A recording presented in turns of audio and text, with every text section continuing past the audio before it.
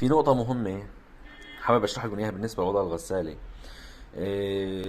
نصحت انا قبل بالفيديو اللي قلت فيه انه نصائح عن الغسالة.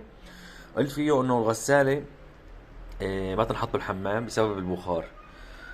اخواتي بالحمام ما تحطوها، حطوها برا بالجنينة، مثل ما انكم شايفين هون بالجنينة، حطوها هون بالجنينة. تمام. احسن ما تحطوها في الحمام. اذا حطيتوها في الحمام شوفوا ايش صار فيها بسبب الحمام. شوفوا بس هلا نشف، يعني هلا هاي حفة بسيطة مع دهين بيروح هذا الصدى، ما بضل في صدى، ما بعد بيطلع صدى. بس اذا ضلت في الحمام بدها تفرط. اولا، ثانيا البرج بده يتعطل قطعا قدرا واحدا، ولو بتصلح بده يرجع يعطب. ليش؟ بسبب بخار المي اللي بيصير بالحمام. فشو بيصير وصل بين القطب السالب والموجب في البورد، فبيخليها تعطل. فلذلك ديروا بالكم، حطوها بالحمام، حطوها بالجنينة، حطوها في البلكون، حطوها في اي مكان، حطوها في المطبخ. بس بالحمام ديروا بالكم، نصيحة لا تنسوها.